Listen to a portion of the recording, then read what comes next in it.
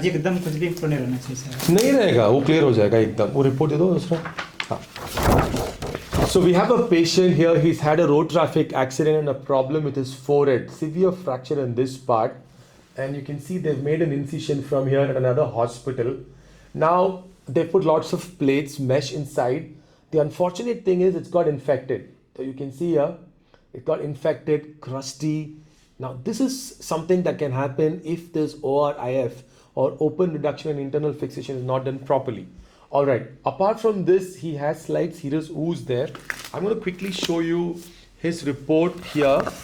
This was done on another setup earlier, but you can see this is growing MRSA. So it's a very Staphylococcus aureus. It's a dangerous form which is methicillin resistant, which means it's a very virulent infection because the fixed mesh is not being put correctly. Now you can see here the mesh, large mesh they have used here, extending from this side to this side, and you can see there are a lot of small pieces of bone that haven't been fixed properly.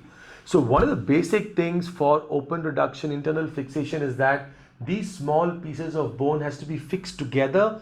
They have to be immobilized and they have to be fixed properly. Here you can see loose screws, and for this, you see this bone, it's just totally hanging loose.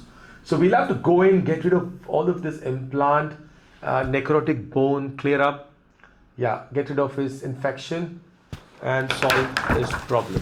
Thank you. Here at